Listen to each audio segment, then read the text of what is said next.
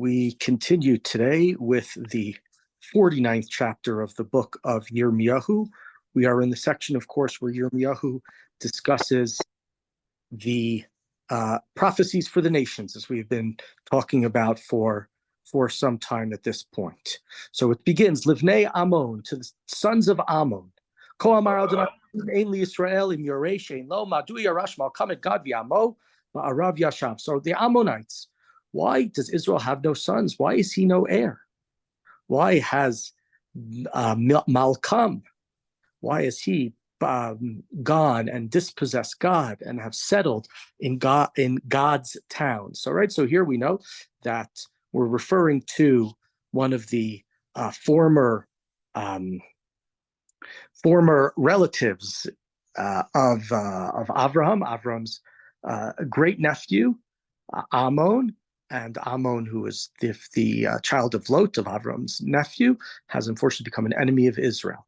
And Lachain, Hinei Yamim Ba'im Numa Adonai Vishmati Et Rabat B'nei Ammon Trua Milchama V'Ayta L'Tel Shmama V'Notea Ba'ish Tinatzeta V'Yarash Yisrael Torashav Amar Adonai. And so the days are going to come when the sound of alarm will happen in Ammon against Rabbah, its big city, and all of its people, and it will become a desolate mound, and Israel will dispossess those who dispossess them.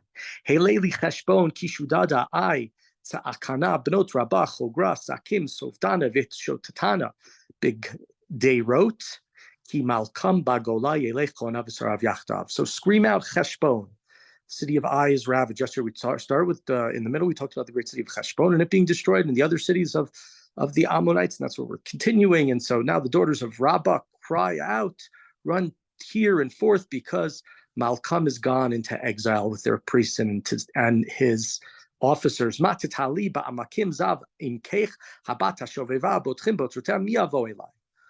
do you take such glory in your strength? You have no strength. It's been drained. You are just a rebellious daughter.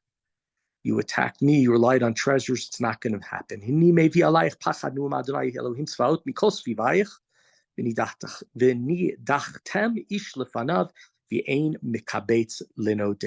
I'll bring terror upon you for all those around you. Every one of you will be driven in every direction, and none of you will gather in the fugitives. But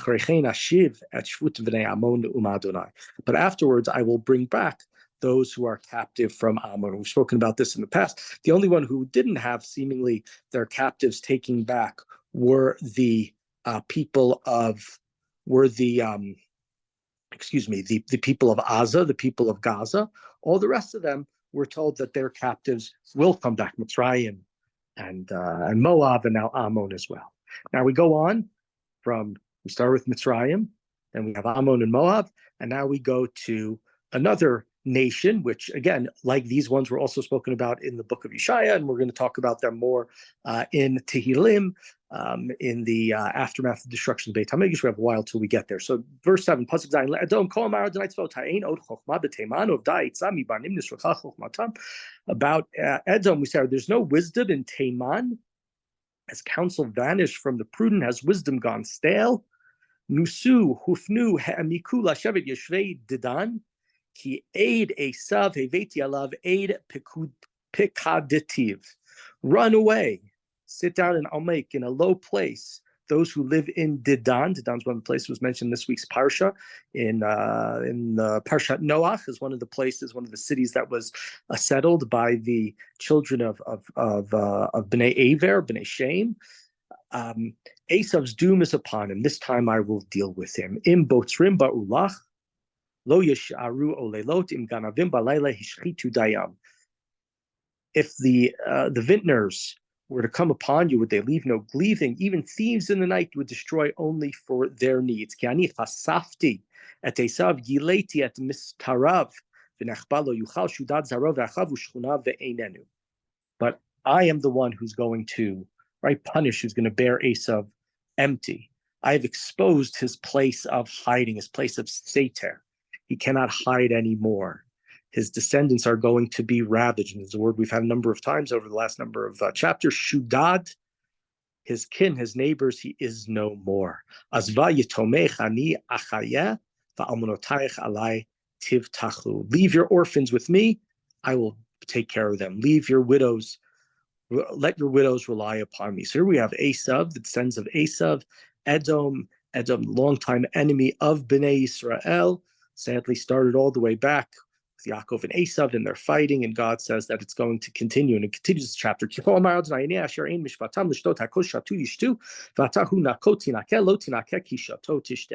Because God says, if you don't drink of the cup, you think you can't drink of it, you will drink of it. You think you're going to go unpunished, you won't go unpunished, you will have to drink. This is this kos hamati that we've spoken about in earlier chapters, presumably what God means by this cup, the kos hatarela, the drinking of of destruction, the drinking of punishment. It's going to be drunk by all of these people, presumably at the hands of the Bavel, at the hands of the Babylonian.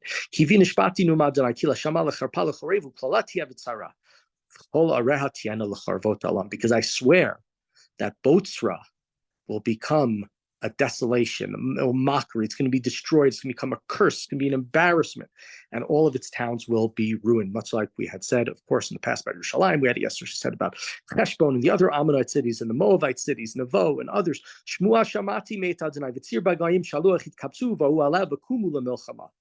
I've received tidings, says God, an envoy sent out amongst the nations, assemble and move against her, and rise up for war. Because I will make them the katon, the smallest of the nations. They'll be most despised of humankind. That's what's going to happen to the Bnei Edom. They're ultimately going to be the smallest. What they do wrong? Well, maybe we'll see in the book of Tehillim. It's not clear. They seem to, at least in Tehillim, it's talked about that the Edom cheers when Bnei Israel, when Yerushalayim is destroyed, and the captives and the servants and the slaves and these injured are leaving Israel on their way to Bavel. Maybe that's what this is all about. Latzcha hisi otach zadon libecha shochne b'chagavei hatzela tofsim marom giva ki tagbia kenesher kinecha misham oridcha nu'um Adonai. Your horrible nature, your arrogance seduced you. You dwelled in the clefts of the rock. You're up high on the hills. Your nest as high as the eagle. From there I will pull you down, declares God. And every time we talk about sort of gravity, I'm always reminded of King Shaul, who goes up to the God. Right at the beginning, Shmuel takes him up to the roof, and from the roof, you can't go upwards, you can only fall down. Here it is, the people of Edom, with their arrogance, they're up high, and when you're up high, you can only fall down. Edom will be a cause, right? It will be empty, it will be desolate, and people will be appalled by how much destruction there is. How much? Look at Pasuk Yudchat, verse 18. It's going to be so bad, it's going to be like Sodom and Amorah, completely destroyed, salt and dirt and nothing going on, no habitation, nobody can live there.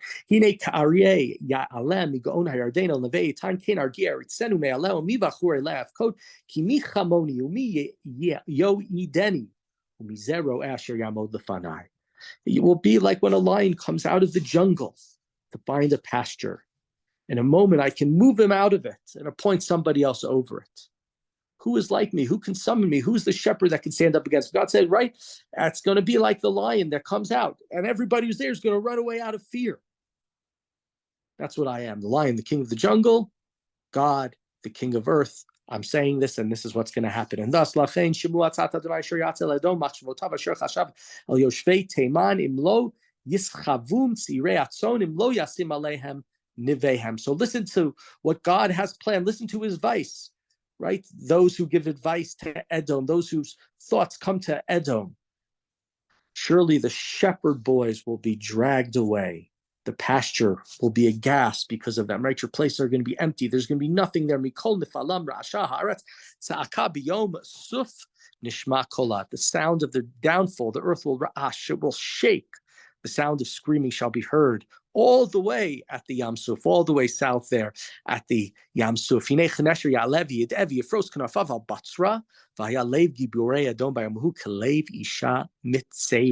it goes from Batzra to Mitzara with the word tsar, the word sorrow. So like an eagle flies up and soars and spreads its wings against Batzra. And the heart of the warriors of Edom in that day will be like the woman in travail, right? The eagle is going to come in and cause destruction. Now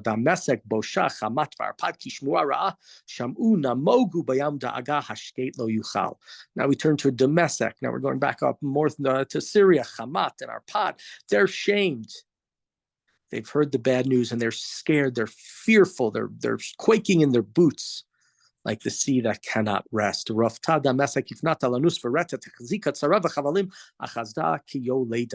Damascus has grown weak. She's running away. She's trembling. Anguish has overtaken her like a woman in childbirth. How is such a glorious city, the city of Damascus, that has not been deserted?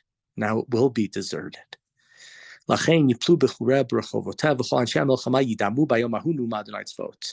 young men will certainly fall in her squares, and all of her warriors will be made silent on that day. This is the will. This is what God declares. I will set a fire to Damascus, and it will consume the fortresses of Ben Hadad. Now we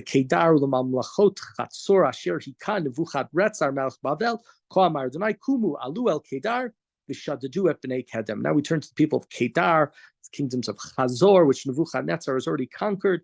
God says, arise and march on Kedar and ravage the Kedemites. Ohalehem, V'tzonam yikachu yeroteim v'chol kleim ugmaleim yisu lahem v'karu alehem magur misaviv. They'll take away their tents, their flocks, their tents' clothes, and all their gear. They'll carry off the camels. Terror will be all around. Nusu, nudu, ma'od. They will flee. They will run away. They will wander. They'll sit low in the sense of mourning, the inhabitants of Chatzor.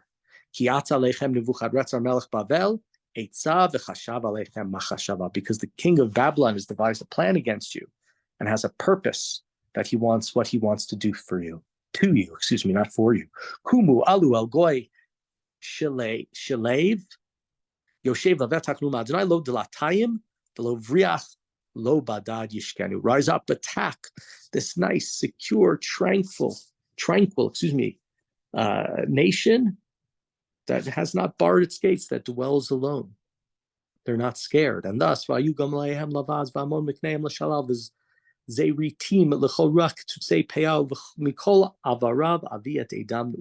camels will become booty, their flocks, their many flocks will be spoil, and I will scatter to every square those who have their hair clipped in every direction. I will bring disaster upon them for what they've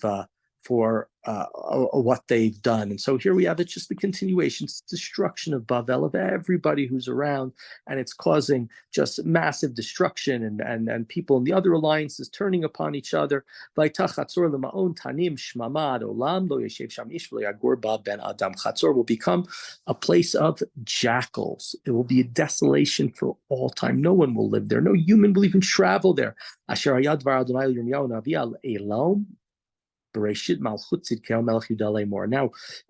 seemingly this was one long prophecy that was started beginning of chapter 47 that talked about the different nations, and now we have a different one, but this is concerning Elam. It's not going to be great either. God says, I am going to break the bow of Elam, the mainstay of their strength. And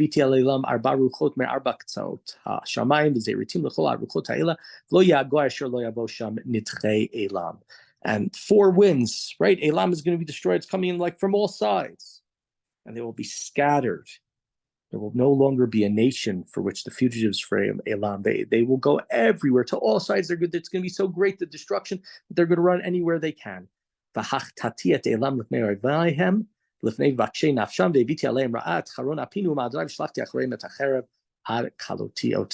going to destroy Elam completely. I will set my throne in Elam and wipe out from there all of their officials. In the end of days, as has been declared for most of these nations, God says, I will return them back to their homes. Again, it's another very difficult, very incomprehensible chapter of these destruction. I wanted to point out one thing which I may have said in the previous days. The chapters of the The chapters in the book of Yeshivas, which describe the destruction of other nations, are found in the middle of the book, in early parts, in the middle, not towards the end. In Yirmiyahu, they're found at the end. And part of it is chronological. Jerusalem has been destroyed, and now the rest of the nations have been destroyed. But part of it is also to show and to demonstrate to Bnei Israel that God's wrath, God's anger at them is done. The anger is being dispensed now to the other nations, to the other people, to Mitzrayim we saw, to Edom, to Ammon, to Moab, to Elam, to Tzor, to all over the place. And hopefully when Bnei Israel start to see that they are no longer the ones who are receiving the wrath of Babylon and thus the wrath of God, they should be able to believe in that God is no longer coming after them, and thus hopefully their return will come soon.